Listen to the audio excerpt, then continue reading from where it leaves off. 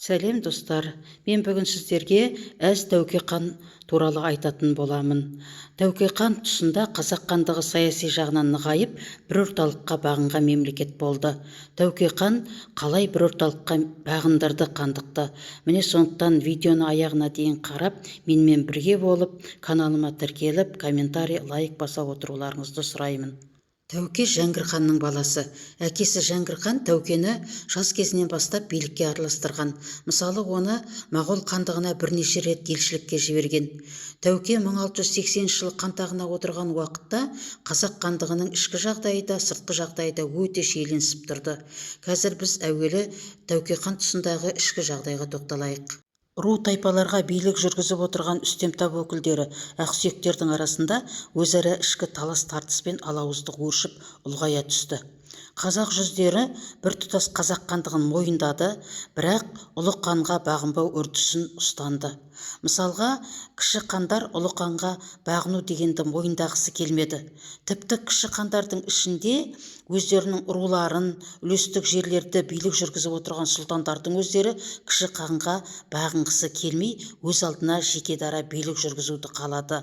Бұл қазақ хандығының саяси тұрғыдан ыдырай бастағанын байқатты.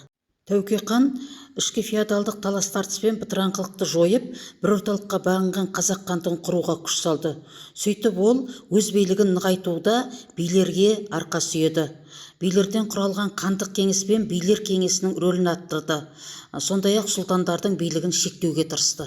Хан даулы мәселелерді шешуде билер сотының беделін арттырып, оларды кесімді үкім шығаратын ерекше органға айналдырды. Билер кеңесі бірте-бірте жергілікті атқарушы үкіметке айналды. Тәуке хан билігінің бір бөлігін билерге беру арқылы ықпалды билерді мемлекеттік істерді шешуге, елді басқаруға тартты. Ұлы жүзді Төле биге, орта жүзді Қазбек биге, кіші жүзді Әйтеке биге басқартты. Сондай-ақ бұл кезде қазақ хандығына қарақалпақтар және қырғыздар қарайтын. Қарақалпақтарды Сасық биге, қырғыздарды Қоқым биге басқару тұтқасын берді. Тәуке хан кезіндегі сыртқы саясатқа келетін болсақ, сыртқы саясатта өте күрделі болды. Қазақ хандығына жан-жақтан жаулар ентелеп тұрды. Жайық қазақтары, Еділ қалмақтары, башқұрттар, хиуалықтар оңтүстікте, бұқаралықтар және шығыстан жоңғар шапқыншылығы қауіп төндірді.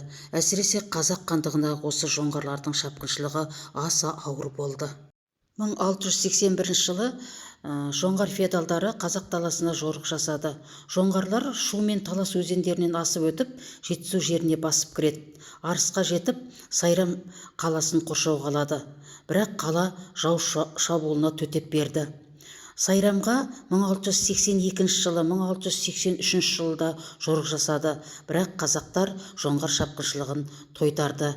1684 жылы Қалдан Бошақты хан Батыр Қонтайшының немересі Сыбан Раптанға осы Сайрам қаласын алуды тапсырады. Сөйтіп Сыбан Раптан зеңбіректермен атқылап, ақыры Сайрам қаласын қиратып, егіншілікпен айналысқан аудандарды күйретті. Жоңғар әскерінің бір тобы Сарысу өзеніне дейін жетті. Екінші бір бөлігі орта жүздің солтүстік шығыс аудандарына басып кірді. Тәуке хан жоңғарларға қарсы күресте көршілес жатқан қырғыздар мен қарақалпақтарды да тартты. 1685 жылы Әйтеке би алшындардан, қарақалпақтар мен құрама руынан 5000 адамдық қол жинап, Қалдан Бошақты ханның 10 мыңдық әскеріне қарсы шайқасқа шықты. 1689 жылы қазақтар Ақша батыр басқарған 80 мың әскерменен жоңғарларға қарсы шабуылға шығып, жауға ойсырата соққы берді. 1708 жылы батыстан орыс казактары қазақ хандығының шегіне басып кірді.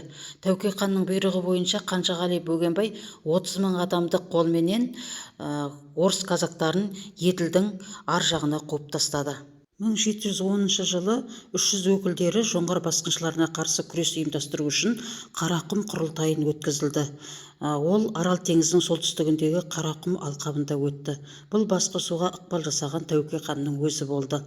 Осы Қарақұм құрылтайында жоңғарларға қарсы күресу үшін қолбасшы хандар арасынан қолбасшы сайлау туралы мәселе көтеріліп, бас қолбасшы болып Әбілқайыр хан сайланды, ал бас Сардарбек болып Бөгенбай батыр сайланды. міне осыдан кейін қандық жасақтар құрылды.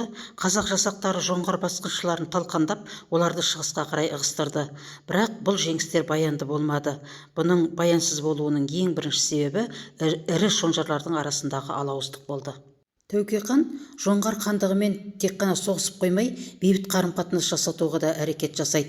1710-11 жылдары бітімгершілік міндетпенен Қазбек биді жоңғар хандығына жібереді. Біз қазақ деген мал баққан елміз, бірақ ешкімге соқтықпай жай жатқан елміз. Елімізден құт береке қашпасын деп, жеріміздің шетін жау баспасын деп, найзасына жылқының қылын таққан елміз деп басталатын атақты сөзін Қазбек би осы жоңғар қонтайшысы Сыбан Раптанға айтқан. Тәуке хан сыртқы саясатта көршілес елдерменен бейбіт қарым-қатынас жасап, дипломатиялық байланыс жүргізді. Мысалы, Орта Азиямен сауданы дамытты. Сондай-ақ орыс-қазақ қатынастарын нығайтты. 1686-1690 жылдардың аралығында Сібірге 5 рет елшілік жіберіп, орыс-қазақ қатынастарын дамытты. Тәуке хан хандық үкімет билігінің беделін көтеріп, сұлтандар мен ақсүйектердің бөлініп оңашалануын тоқтату үшін және осы хандықта құқықтық тәртіп пен мемлекеттік құрылымның негізгі белгілерін айқындайтын әдептік құқықтық жеті жарғы деп аталынатын нормалар жиынтығын жасады. Бұл жеті жарғыны жасауға ұлы жүзден Төле бидің, орта жүзден Қазбек бидің, кіші жүзден Әйтеке бидің қатысуы үлкен рөл атқарды. Жеті жарғы рулар мен тайпалар арасындағы алауыздықтар мен үш жүздің арасындағы қайшылықтарды бәсеңдетті. 1715 жылы Тәуке хан қайтыс болды, ол Түркістанда жерленді. Халық арасында осы Тәуке ханның билеген заманын алтын ғасыр деп санады. Достар, мен сіздерге Тәуке хан туралы қазақ хандығының бір парағын жақсылап айтып бердім. Сондықтан сіздер менің каналыма тіркеліп, қазақша контентті қолдап, комментарий жазып отыруларыңызды сұраймын. Рахмет, сау болыңыздар.